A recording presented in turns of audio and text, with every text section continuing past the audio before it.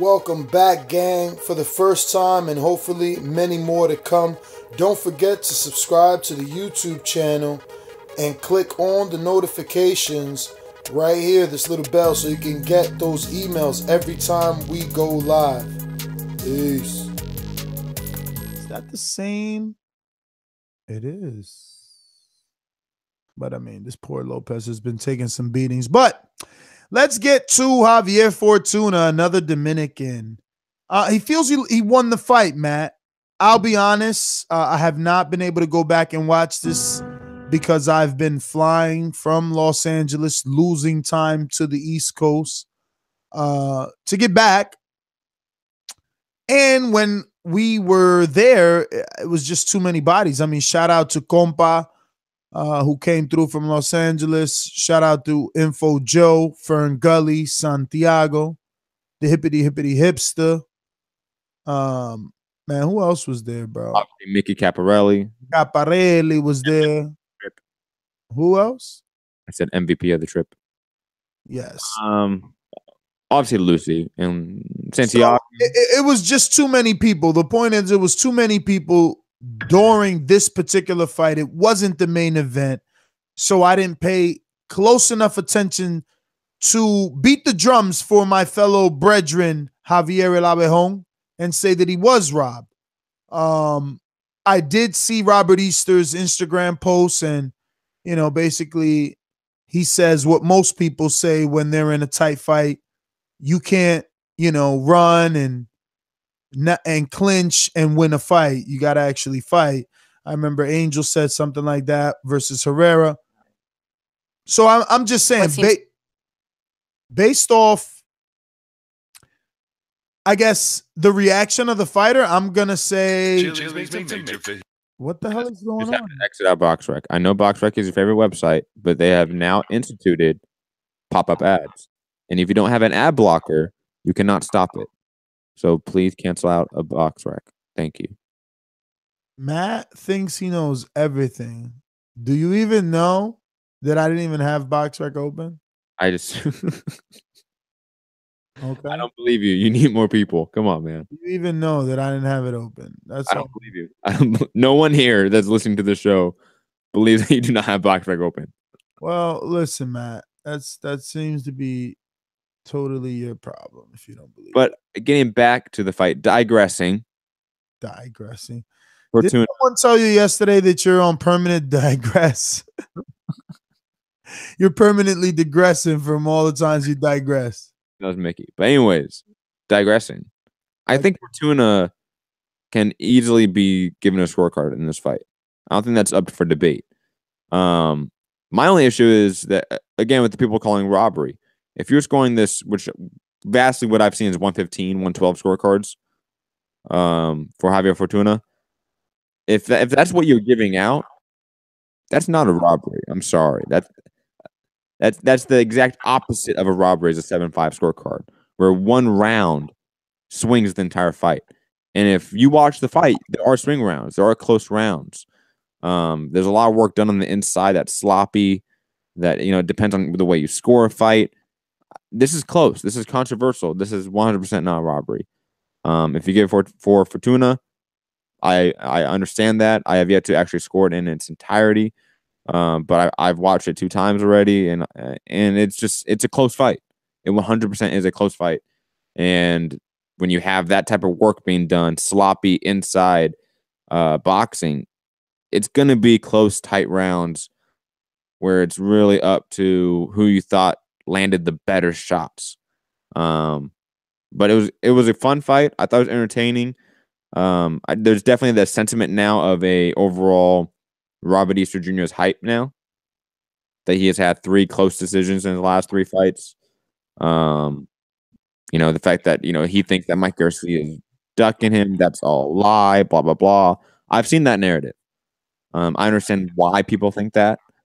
But let's be honest, I think the guys he's fighting are tough. Javier Fortuna was an awful style matchup for Robert Easter. We all knew that going into it. So is Richard Comey. So is Denis Shafikov. I want to see other people face top 3, top 10 lightweights in a row.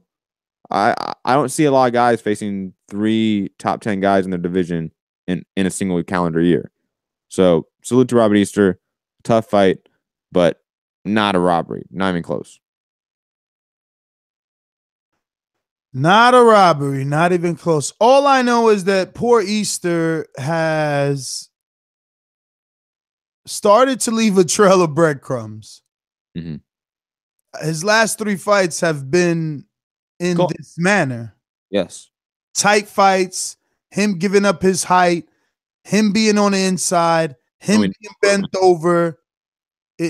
I'm not understanding what exactly is going on.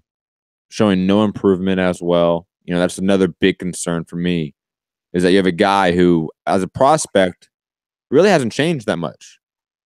I mean, do you see any drastic improvements from when he was, fighting guys? He's wearing an IBF title. That's what I'm heavily concerned about. When you see a guy like Earl Spence, we see improvement. We see a sharpening of the game throughout his career. I think we've seen Robert Easter Jr. struggle as of late. Even though it's against top competition, you're right. It has been struggling, and there is a trail of breadcrumbs for the people thinking that this guy's a little bit of hype. He's not going to beat the likes of a Jorge Linares, a Mikey Garcia, and those guys. And I understand why they think that.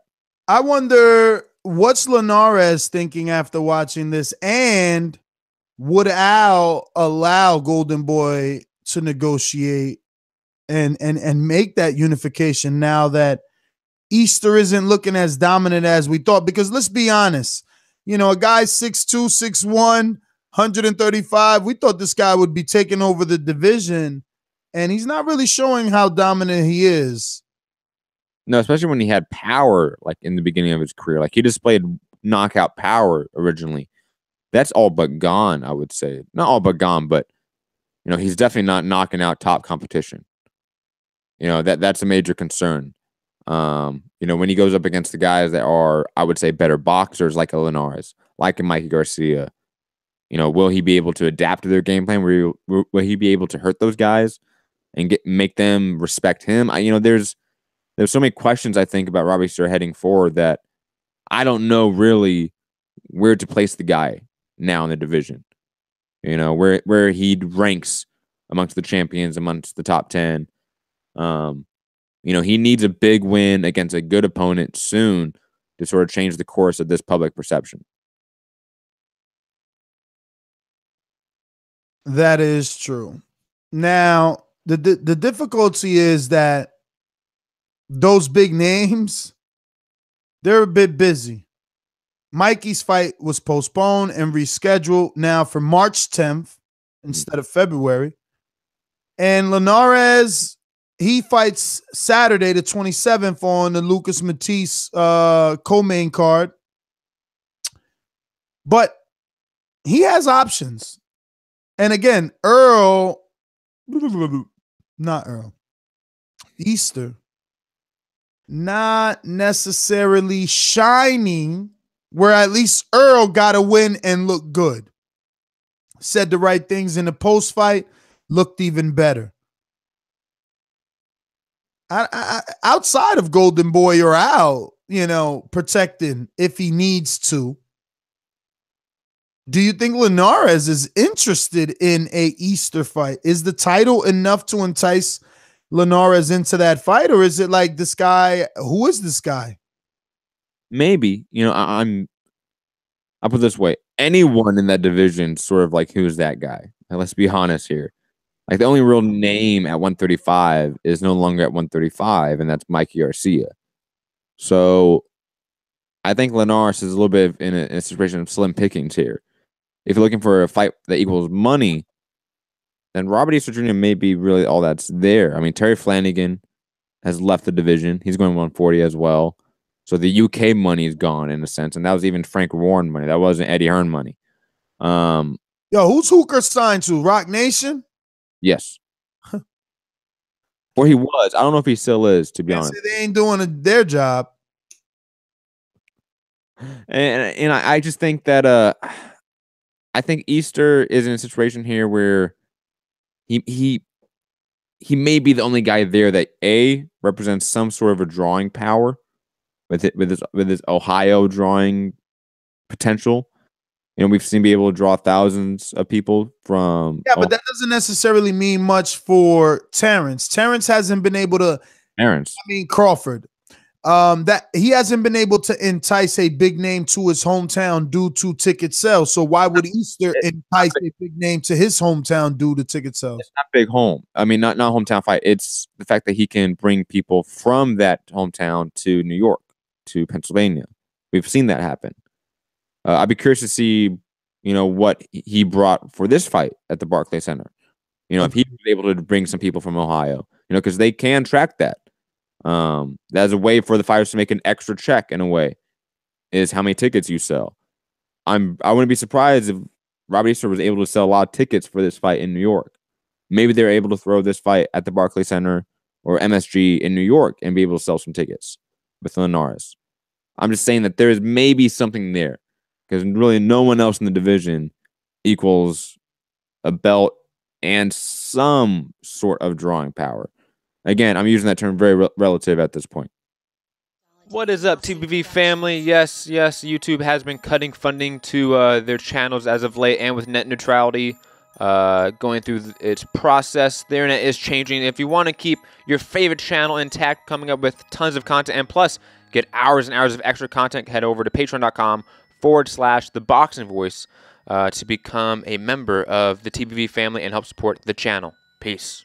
No other sight in the game could see the boxing voice.